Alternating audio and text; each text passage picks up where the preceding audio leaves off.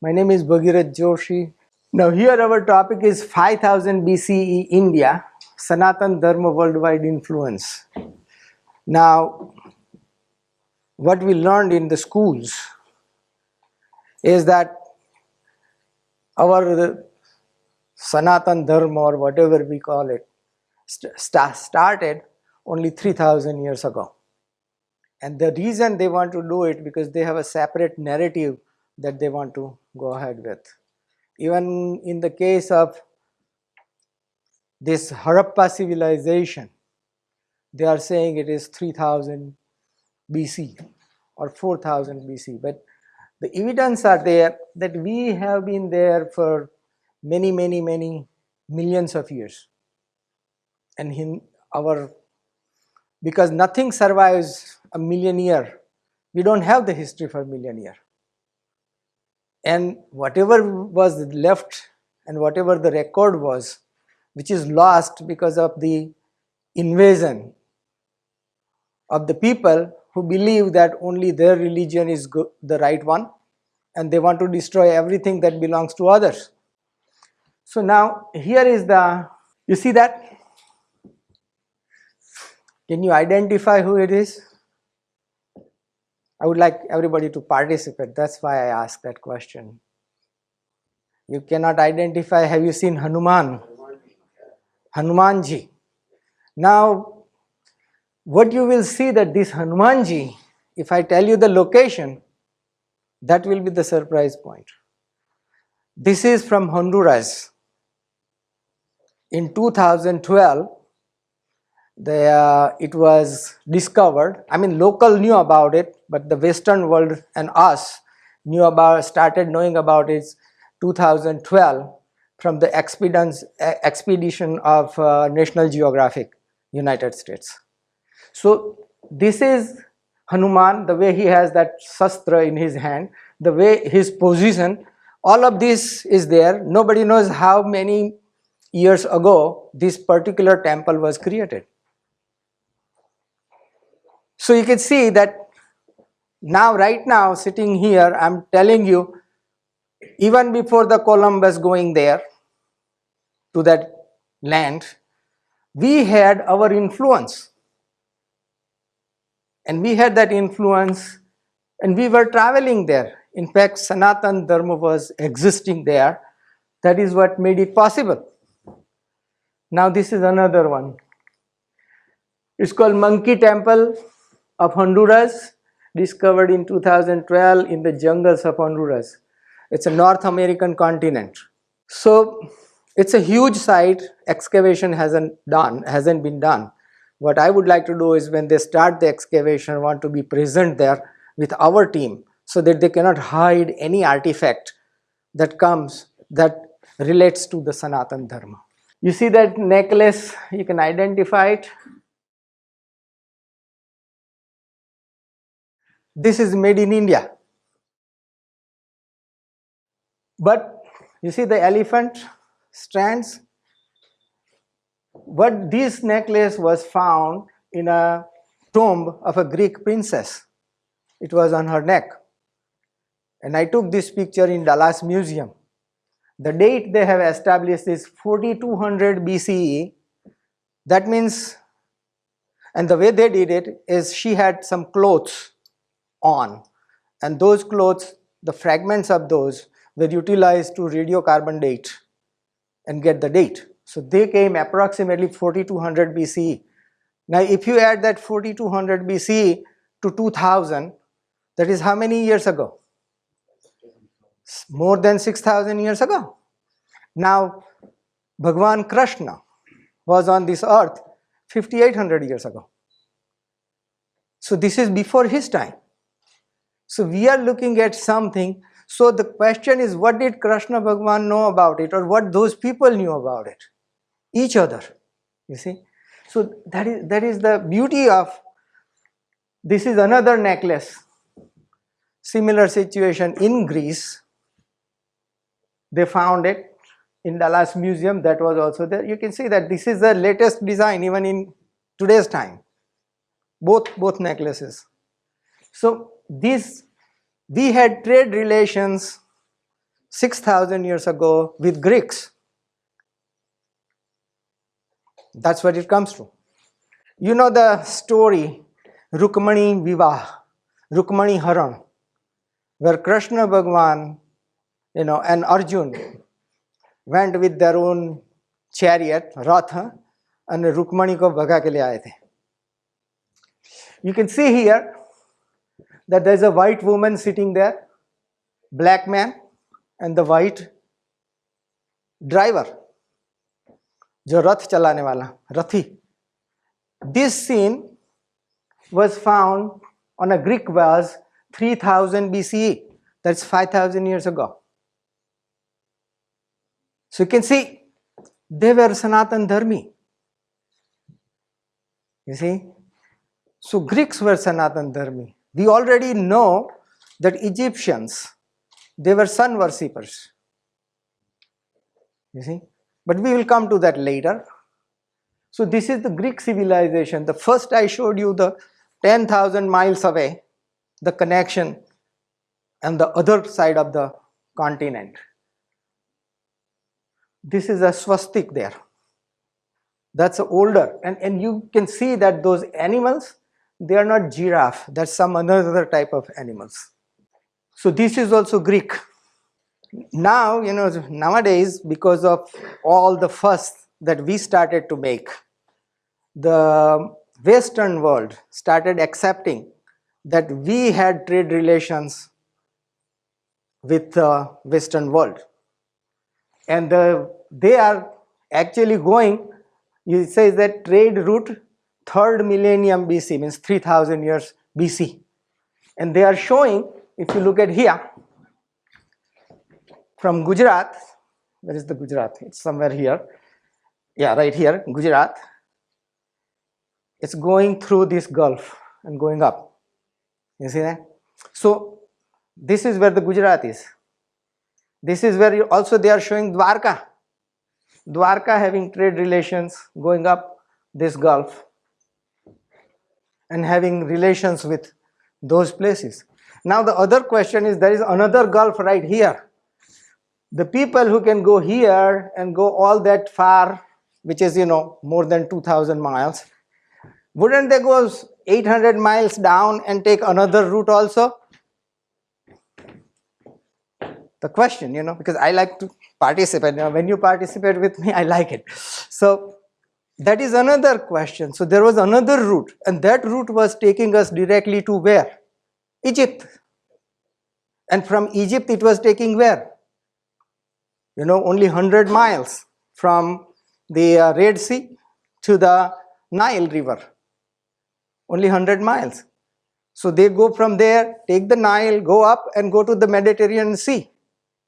And they have relations with Greeks, trade relations. They had relations with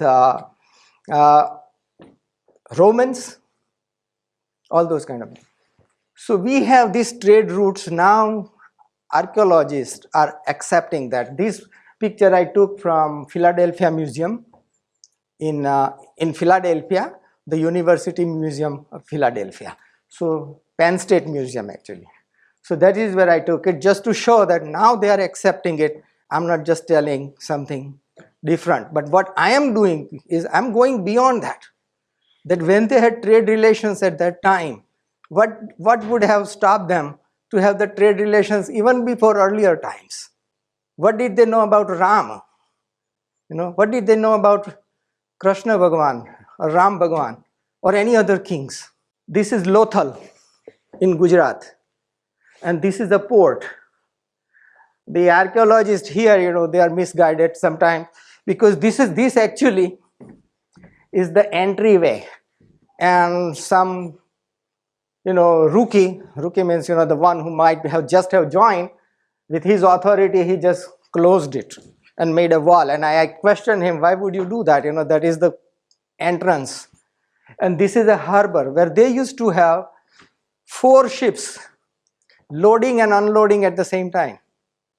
And they were taking the river route to the Gulf and then to the far west. So that is where it is. So this was and that is 5000 BC. That is 7,000 years right now. Now, any city which was existing 5,000 BCE must have started earlier. You see? Many more years before, because cities don't pop up just by itself. It takes time, it's an infrastructure, it's everything that you can imagine. You know, the trade. The other funny thing is the archaeologists always say, we didn't find any coins here. Now, if you are doing a trade somewhere, you are taking your goods, when you are coming back, you might bring some goods, but you also going to bring profit. That's not going to be in the same way as the other goods. It's going to be something lighter but valuable. So they had something. So why we don't find it, that's a different story. I can do a big lecture on that, but here we are. You might know what that is. This is in Chichen Itza. This is in Tulum, Mexico. We went there. That's my wife right there on the side. And I took that picture. The significance is those 3 gates, doors. You see that? These 3. 1, 2, 3.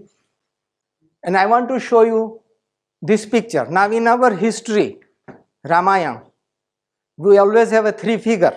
Who? Ram, Lakshmana, Sita, right? So who would be here? There are no idols in there. I went there inside and looked at, nothing was there because it has been removed by the Franciscan church and destroyed. But that they couldn't destroy. Now you see who it is. Flying Hanuman.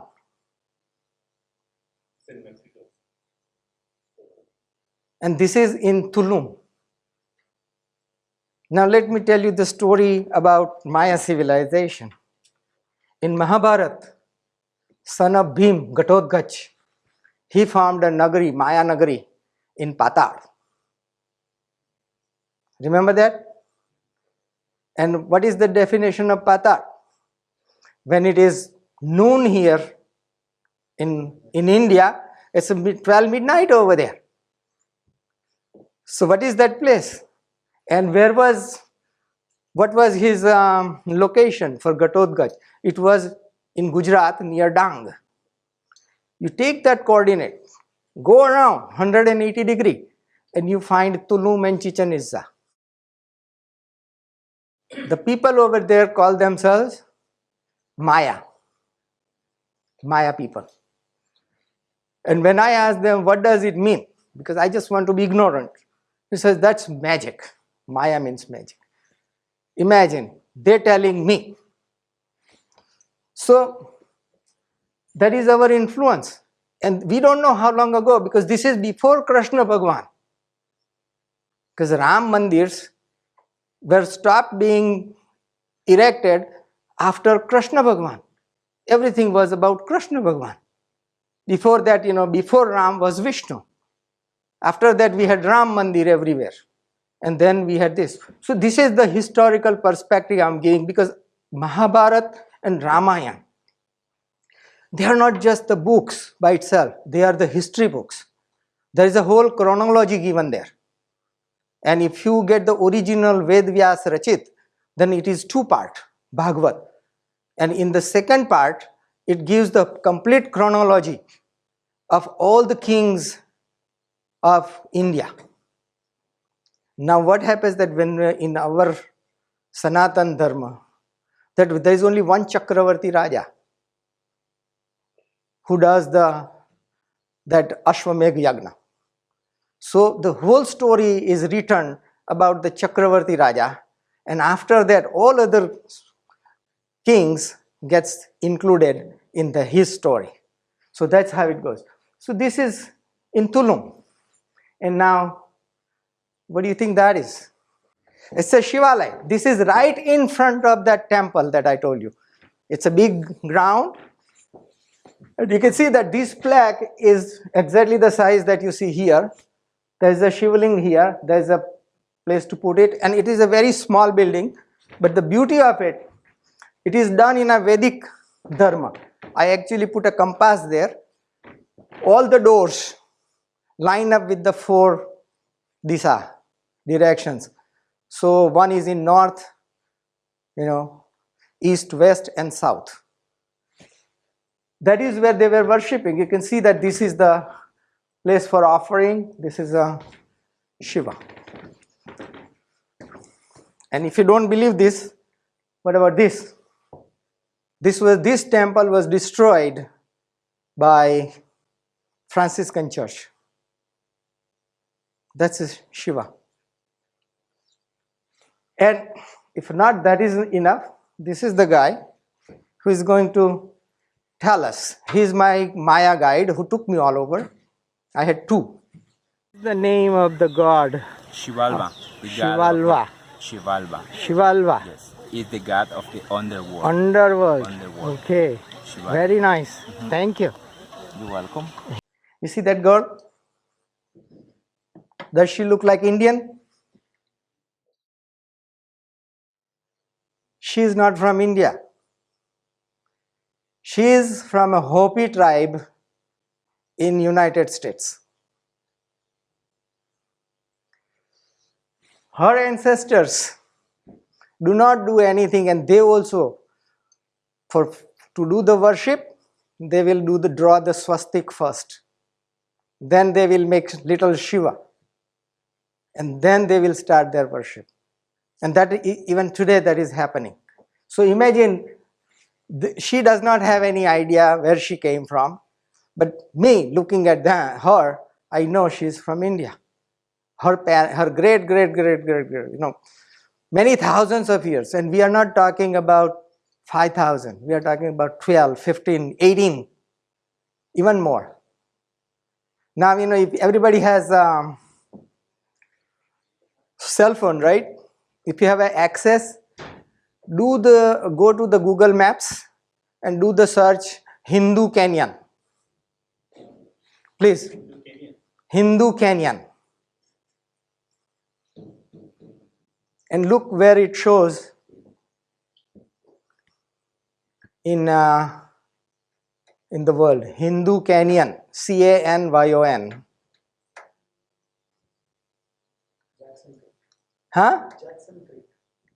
Where is it? That is in United States. Hindu Canyon. You look at the peaks. Those peaks are named by her ancestors. It's called Brahma Peak, Vishnu Peak, Vishnu Temple, Brahma Temple, the mountains, and Shiva Temple. Imagine. This was our influence. Now how do we show this to the world? And that is what I'm trying to show, that here it is. You have destroyed all our things, but we can still find it because it is in our genes. The body has the memory. Like your face has a complete memory of your ancestor. You see? So that memory can be utilized, not just as somebody says to us that, oh, you were only so many thousand years old or so much civilization. Now the meaning of civilization also is different. What civilization, when the archaeologists talk about civilization, that means they talk about a city-state. Means a city with complete organization, nice buildings, huge building, all those kind of things. So that's where I am taking you from our Bharat to the whole world. Now we already know that on the Japan side, going towards Japan, Sumatra, we had a lot of influence because the oldest temple, Vishnu temples, are right now being unearthed in China. Vishnu temples. And and normally we don't ask question when they tell us the history. They say, oh, Samrat Asok sent his son and daughter to Far East to spread the religion, Buddhism. But nobody asks question, how did he know that he has to go there? Because he had trade relations. Because he knew that they already are worshipping Vishnu. He already knew that there are temples which are far bigger, like Angkor Wat in Cambodia, if you have seen the picture of it. It is a 1 mile by 1 mile by 1 mile big temple complex where they used to have 10,000 Brahman doing the worship. So those are the issues. Now let's go to this. So this was about Hopi that I wrote. But now you see that lady over there, goddess like, and that is a bull. The narrative is the winged victory, goddess sacrificing a bull. Now the question everybody should ask, why would the goddess sacrifice a bull? Goddess has nobody to sacrifice it to. Goddess is punishing the bull, but the reason it was written sacrifice by the archaeological department is to change the narrative. Now she is not a superior, she is a lower class. You see, just by changing the narrative. Actually she is not sacrificing the bull, she is punishing the bull. And in our history, there is one goddess who punishes the bull. What's the name? Durga, Mahisasur Mardini. And this is in Rome. Now one more thing I tell you. When you go to Rome, local people don't call it Rome. They use the word Roma. Roma. Roma is the upper branch of Rama. And it is possible, and I will prove later on, that they call themselves Roman. Roman means we belong to Rama. Ram. Now, this was in Sumer.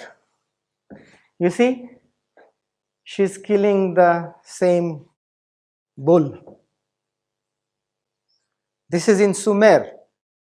The one they say is the oldest civilization and supersedes even Harappa and all that. And this was found there. There is no date given to it, but it is very old. Sumer civilization was 5,000-6,000 years ago. 5,000-6,000 BC. So there we are. So you can see that's another Mahisasur Mardini, not native to here, but they also have a Mahisasur Mardini there. And what do you think that is? That is a Rama, Sita, he is breaking the bow. And this was also found in Sumer. And I took this picture at that museum in United States. Roman inscriptions. Imagine somebody who is 5,000 miles away from you, 8,000 kilometers, and trying to spell, which he heard here, which was Dev. How would he write it? Dev. Even in India, some people write, instead of writing Dev, they write Dev. Like there's a Sandeep Dev. So Dev. So Romans had gods, they call them Dev. You see that? And the name of that particular Dev is Bala, something like that. So that is the thing, Dev meaning God. And in this one here, this is the goddess. Matridev. Matridev means goddess. And Devi. So to write Devi, they wrote it like this. D-E-A-E, Devi. Sounds the same. From the distance, and we also have an upper branch here, so we can forgive them for saying that, but that's a Deo, Devi. So this is what they were doing, and the gods, when you translate it or some, whatever they heard, like that looks like a Balakrishna to me, even though it says Bala Loka Vro, something like that. So they worshipped same god, goddesses. So we have these Roman scriptures. Now what is missing? What is missing is Egypt. Why Egypt is missing? Because when the excavations done, they were done by the devout Christians who just wanted to destroy any link with India. And now, who is controlling Egypt? Muslims. They have the same goal. Now, some places, some evidence comes up, and I wasn't able to picture that, but the Mr. Carter, who did the excavation of Tutankhamun's tomb, what he did, that he didn't take picture of everything that he found there. He found, when he opened the tomb, he found gold figurines, small, which were Tutankhamun's personal gods, gold. What he did, he put it in a box with a letter, sent it to the Lord in England, who was supporting his excavation. So the Lord looks at it, closes it, then he gets his workers, opens up the wall, makes a fake area, puts that box inside and covers it up. He doesn't want to show it to anybody. So in 2012, that year is an amazing year, because a lot of findings were done which were pointing at Sanatan Dharma. So in 2012, when they were renovating, they started looking at the wall, and that looked hollow, that section. So they opened it up. They found it. And they sent it to, they looked at it, called the news people, BBC. They looked at it, and they were Brahma, Vishnu, Mahesh. I saw that program relayed only once, then it was buried. And that was on a national public radio, national public television in United States. And then it was buried, and then it went to the warehouse of British Museum. So that's the story. Now we need to find out what it was, and I would like to get pictures of it. When I get it, I'll let you know. But that is what happened. So there was also connection there. In fact, Ramses, if you know Sanskrit, now I say Sanskrit, the reason is the Sanskrit language is the exact language. Because once you know the alphabet, you can pronounce everything as exact. And even if you don't understand the meaning of the words, you can actually pronounce each and every word correctly. That is why, when we say Sanskrit, it is an upper bronze, which was imposed by the Britishers. But in reality, you should always say Sanskrit, because that is how it is written, Kru. Sanskrit, it's not a Sanskrit. So that is where we are. I asked him what is the word for woman, and he was little confused because they don't have a real word for woman, but they had for men. So that's how he will start. What is the word for woman, the wife? Well, for the woman's, Yeah, wife. the wife. Yeah, tu esposa, say, in Maya. In Maya, okay, that don't have, that is Purush, Purushona, that's called. Purushona. Purushona, yeah. Uh-huh. And for the man, it is Purush. Purush, yeah. Purush for man. Yeah. See how clearly he is 10,000 miles away from us and speaks perfectly the Sanskrit word. Purush, you see, and Purushona for the woman. So there you go. Now I ask few other questions. Good, good. And what about the children? The children, Pal. In Maya? Pal. Pal. Pal. Konesh Pal. Uh-huh. Okay. Uh-huh. Konesh, ven aquí. Come on here, kid. Uh-huh. Konesh Pal. Ganesh Pal. Okay. Tush And how Kabin. about a girl? Your daughter? Well, the daughter, it's the same. Same, Pal. Yeah, Pal. That's the children. Yeah. Oh, good. Yeah. So Purush for man. Yeah. Good, Yeah. good. See, so that is what is the part of my investigation, where I talk to because Mayans, they themselves are fossils. Right there, we can look at them, talk to them. They're living and they know their language. Now you know and Dr. Asthana knows that the person who was credited to decipher the Maya language was a kid, 12-year-old, and all the credits were given to him. Now the problem was that he was not the real one. Mayans already knew how to decipher it and how to read it. He was playing around because his mother and father both were archaeologists, spending a lot of time in that Mexico with Maya people. So he was constantly in touch with. So when the elders were showing the other kids, their kids, children, that how to decipher all this and what it says and what stories are, and they will take them all over the jungle showing them, so he will tag along. So he learned that, showed it to the mother and father, and being a good listening son, never mentioned that that's how he learned. You see? And he was completely credited with deciphering the Maya language. So that's the thing. Now here is a few other things that I would have shown here and you could have seen, but we go further. Special permission to do that, huh? Yeah. See now, which is good, I'll take it.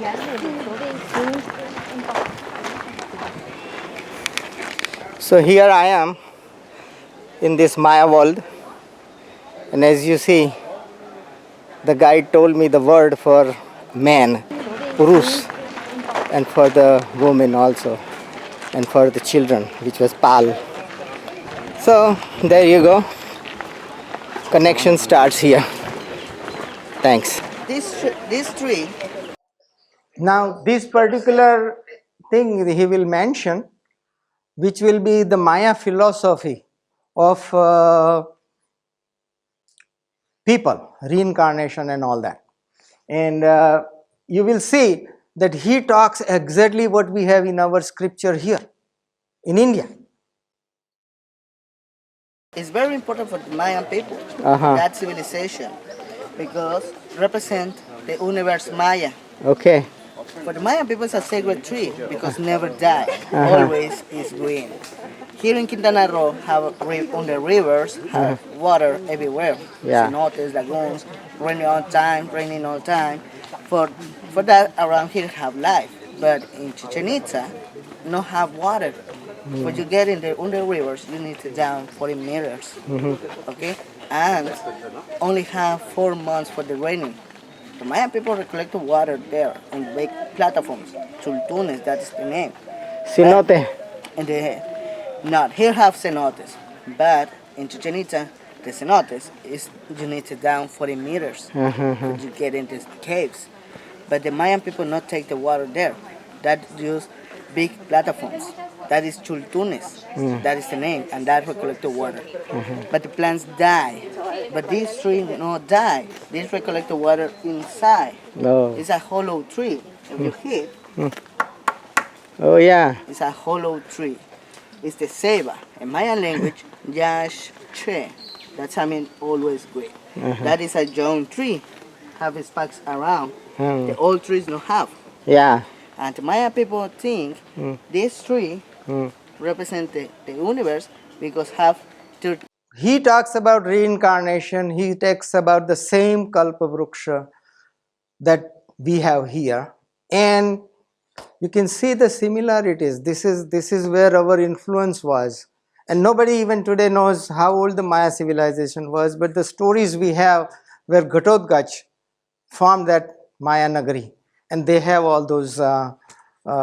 In fact, in Philadelphia Museum, in Penn State Museum, they have a stela, and on that stela, 3.5 steps are depicted along with a figure of a king and a little boy doing the chamar. So 3.5 steps, what is that? That is a Bali Raja and Vaman Avatar. That story is with Maya. Not only that, they call themselves not Maya, they call themselves Yaksha. Yaksha. and they will say they are Yaksh. In fact, the king, the first king, Bali Raja, we call Bali, they call it Balan. Yaksha Balan. That is the name of the king. You see? So imagine the similarities. This is not just the story, this is just, we are approaching from one end to another end. And that was our influence. Now this guy, he's another guide which was in Chichen Itza for me, and he tells his name. He says his name is Kaom. Ka means two, Om. Which is in English. Listen how they speak. How they speak, They listen speak, how how they they speak, okay. But the original So name. the Spaniard thought it is Yucatan. Exactly. The Oh, original okay, name. so you were just joking around saying that look Right. how they speak, because Exactly. that was something funny. Exactly. Yeah, it was not Mayan, Not it was Mayan. funny. See, this is my way of talking to them, so they become free, loose, and give me all the information they want to give it to me. So I will try to be friend with them, talk to them a lot more than sometime necessary. Then they will feel good. Yes, yes. That's my guide Jorge. He is he is Maya, and his last name is Kahum. Kahum means two, two, hum, noise. When they came, Mhm. they took the stones Mhm. to build their church. Now he's talking about what happened to their world. Everything was functional, nothing was in ruins, but the Spaniards destroyed that to build their houses and churches. To build their church. How? Because Okay, and how because- big was this? This is how many columns? there is more than 1,000 columns. But See, this was the building which had more than 1,000 columns. So it's a huge area. It is open from one side, closed from the other side. He told me that whatever the official line archaeologists wanted him to say, he said that. So I said, they took the stones to build their church. how? Because Okay, and how because- big was this? This is how many columns?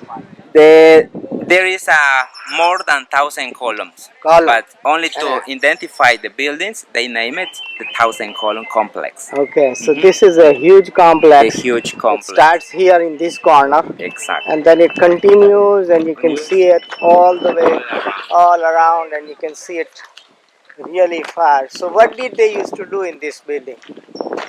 Well, they made the sacrifices. Are you sure? Well, that's the evidence what That- archaeologists found inside of that. Yeah, but what do you think? Whereas as a Maya, Maya, this big building, so people used to gather here, right? they use like a marker too. Market and what else? Yes. they Okay, use so that is what the real purpose was, to have a market, a market. and the Mhm. meetings Because- and all those things. Exactly. So if king wants to say something, they say something, right? Exactly. That's what they did. So that is Yes. what the use was. And the Spaniards said that they did the sacrifice here. Exactly. That is not the right thing, right? It's not right. So when did the king go up? And 21st of March and the 22nd of September. He will Twice go a right year. on the Yes, top of this yes. pyramid. Because if he talk in top, everybody could hear. Oh, They okay. use like a megaphone. Megaphone. Mhm. Good. Good. Yeah. So he was basically keeping in touch with the people. Yes, And because that is what Chichen he. Itza had 50,000 people or around 60,000. 60,000. Yes. So that is the That's reason why they needed such a huge building. Mhm. Yes. That's why. Okay. So this Chichen is Itza was the most important city. So the king might sit up there, Exactly. huh? On the top here. On top there is the Chacmoy. Yes, yeah. Those 2 days he will come out, talk to, normally all the normal activity continue there. These 2 days he will address the people that what is the plan for them for the next year, how the harvest would be from his astrologers, and all those other things that he will tell. You can see in the back. Yeah. There is the Chacmoy where where the high priest could sit. Yes. Priest and the king Priest both. and the king. Exactly. Yes. Okay. When the Spaniards came here, Chichen Itza it was abandoned, and they took the stones to build. Are you sure it was abandoned? Well, that's the historians say. That's see that he has doubt. He doesn't want to tell me everything because he doesn't want to lose his job. So we have this story and it continues. The other thing he told me, and the destruction that is happening in 2005 when I visited this area, on one wall, which is right from there is a funeral pyre, and on the it's like a funeral pyre here, and this is a standing area, and there is a wall behind it. On that one, they had depicted a Roman. They memorialized the arrival of Romans, Egyptian, and Hindu. He was in dhoti. Okay, all three with other people. In 2017, when I went there, that was removed. They had actually wiped it out, but they couldn't do completely. So when I took the picture, I'm going to get it photoshopped and recreate that back. So this was when the Maya king, very influential, died. That is when this they had visited. So we had, my goal is to find a ship in our say Gulf of Khambat or near Dwarka, which will be 8,000 years old, and I would like to find that and see and recreate it. And that is one of the goal, if I can achieve, would be tell the story of our worldwide influence. Now one more thing I wanted to show you. The picture that I want to show you is this one, and that is Dr. Asthana knows all about it. When you see it, what do you see here? That's one of the things, but that is a minor thing compared to other things that we want to see. Is here is a big city. Yes, it's a city. Yes. Now to make a city, what do you think kind of activities would have gone along for say 100 years before that city was created, or 200 years before that city was created? Right. What does that mean? That means education. You cannot plan a city without education. The other thing you need to know is the trade and manufacturing. You see all these bricks, they are manufactured somewhere. And not only that, those are manufactured by the people, they have been brought in here. So you have the construction workers. And none of them are slaves. Dr. Asthana found that they weren't slaves. So they were paid their wages. What that means, that somebody is keeping track of income. That means they had a way of doing taxation. The king had a way of doing taxation by which he had the money accumulated and he can use that. So this particular thing you can see, and after that this city must have survived for many, many years. And to support this city, how many towns you will need in surrounding area? Because somebody would have to bring vegetables, because they are not going to grow. This city people are, it's like a New Delhi. You know, everybody is a bureaucrat. So this is a city of bureaucrat.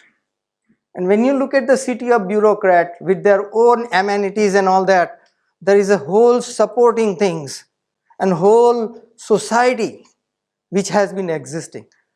And Dr. Asthana says that now, Even having double-storied houses also with a double-storied well out. of course, imagine, and plus that mound. They are saying that there's observation mound or something. I don't know what that is, but Actually, this is the later edition of the third period. yes. So there you go. So what it is, that this is a city, which city has been flourishing, and the latest, that is the earliest one, was like 5000 BC.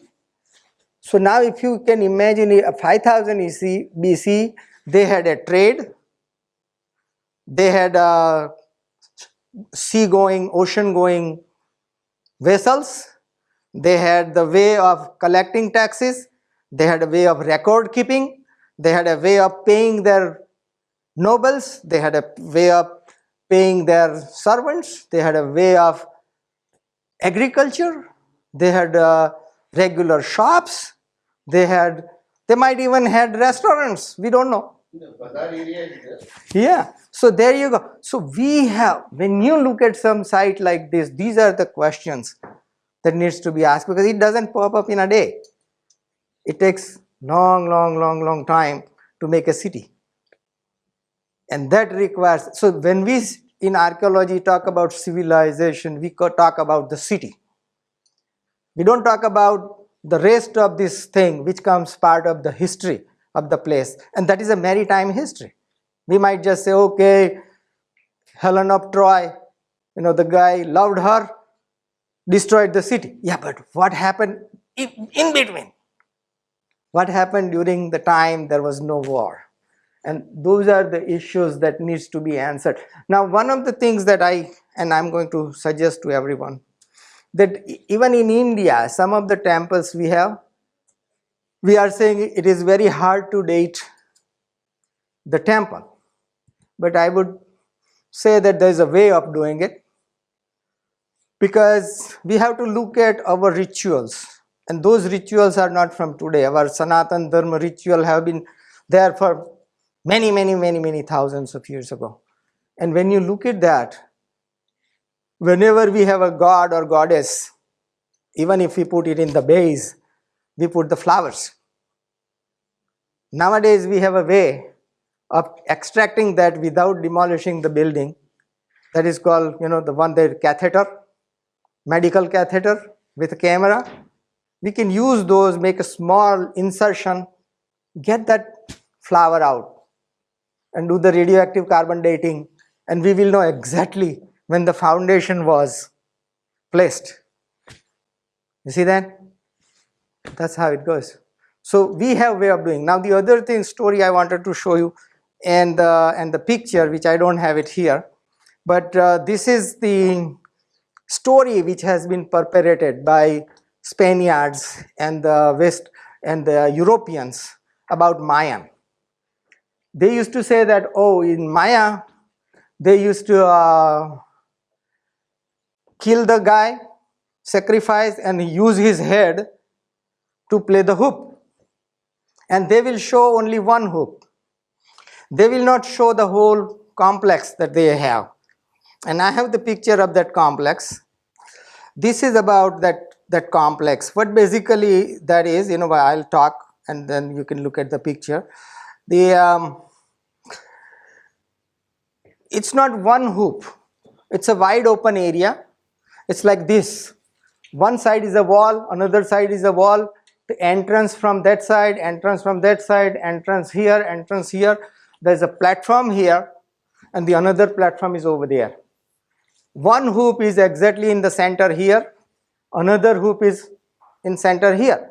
Now, if you know how to play the basketball, the hoop is not like that. It is horizontal, right? This is like that. So I asked my Maya guide, tell me truthfully what they used to do here. He said, this is a meeting place. And the way it was that this is a huge platform, the king will sit here, all the nobles will sit in front of him, and this hoop, we will have a big rope and the curtains, drawn, and the commoners will gather on this side. So when the nobles have finished their talk, they will open up the curtains and everybody talks. So this was his story. It was not the reason why Spaniards and the Europeans wanted to do and spread the lies, because they wanted to show them as barbarians. They couldn't succeed with us, but they succeeded with them. And they wanted to call them barbarians so that they can be killed, they can be enslaved, and they can also be conquered or converted into and brought into Christianity. That is what they did. That was their purpose. So that is the story they had. And I tell you, it was a very sad story when I heard it. And I would like to show you that picture. This is the picture. Every time they are only showing you this hoop right here, but there is another hoop exactly in the center. On the other side, you can see one platform, there is another platform on this side. So narratives are written to serve somebody's wrong purposes. My idea is to find the real history, let everybody know about it. And you can not dispute the history when I tell you, because I will be bringing this kind of videos along with it, the locals telling their own story. You see, because the history, that is the way to do it. Any questions?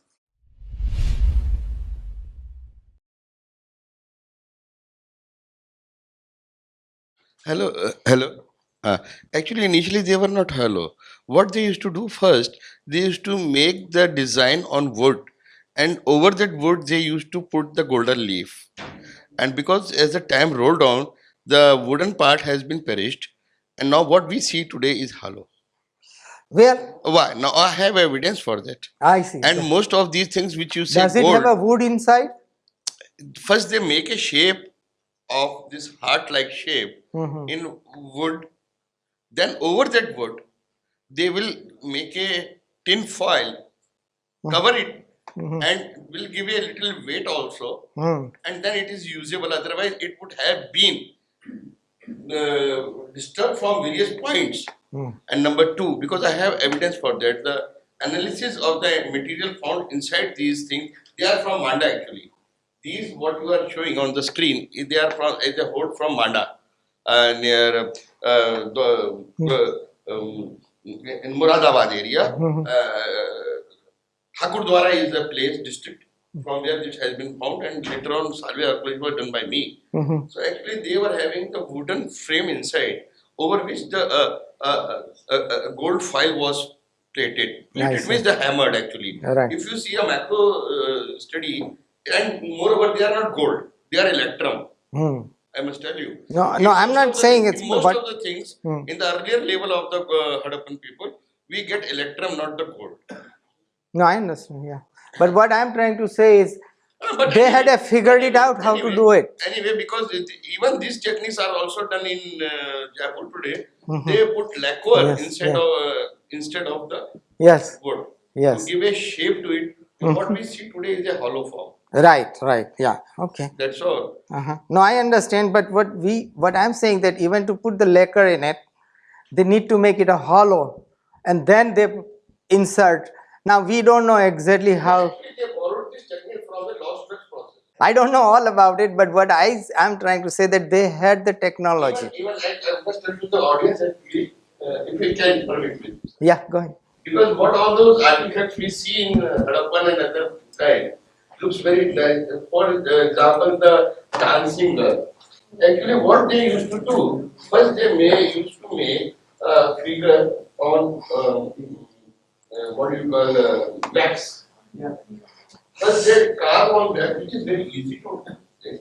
Then they give a coating over it, and then that wax was kept in a earthen levitated earth, and then the copper was placed. The same process is used even today. That same process on working on wax.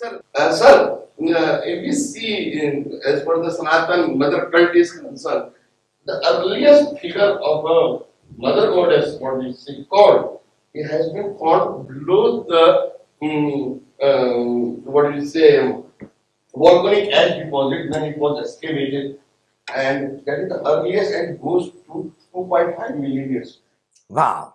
See, 2.5 million years.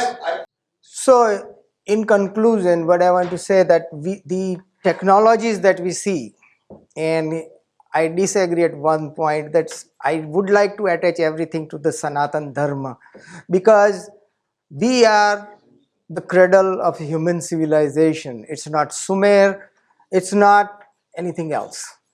The new evidence, genetic evidence, is found where everything migrated outward from India. Nobody came from outward in. And the whole, that migration pattern, and there was a logic to it, that mice go where the traders go. So they found the genetic alteration, okay, and where they bring it back to India. And the mice in United States, mice in any country all over the world, take their genes, they match with the genes here. And that is the biggest evidence that we find. Not only that, the face that I showed you, that girl, all of those people, I have gone visited that. That's just the one picture. The all hope is you might even start talking to them in Hindi. They look all the same. They look Indians. Okay, they worship their gods, Brahma, Vishnu, Mahesh. They name the peaks of Grand Canyon as the Hindu peaks, the Brahma peak, Vishnu, Brahma temple, Vishnu temple, Shiva temple. So the other issue, Bazoka inscription. Bazoka inscription. Yeah. From Anatolia. Right. It talks about Indra. It talks about Bhim. It talks about all of them. Yes, the same thing. Yeah. 1440. Right. The same thing they have found in Russia. We went outward from India. In fact, I can even go back where the Plato actually studied in India. Went back, started his university. All these were philosophers, but they had their own university. And they were teaching their students. So Plato went so far as to say that my students will be all vegetarian and they will not have sex while they are studying with me. So they were all, brahmachari, and that was his rule. So, and he wrote about Atlantis. And Atlantis, the way he wrote it is that it is somewhere out there beyond the pillars of Hercules in the ocean, and and it had a civilization with all advanced tools, all advanced weapon systems, everything else, and it all submerged. Now, that description comes from us, and you can see that the 5 continents, when they were together, scientists call it Gondwana. Gondwan is our Sanskrit word, and they were all 5 together. Island of India was separated, and it was not connected. Even today we have a train name of Gondwana Express. Of course. But that is what I am trying to point out, that those guys who named it as a Gondwan, as all of these, they didn't know that this is Sanskrit, you see.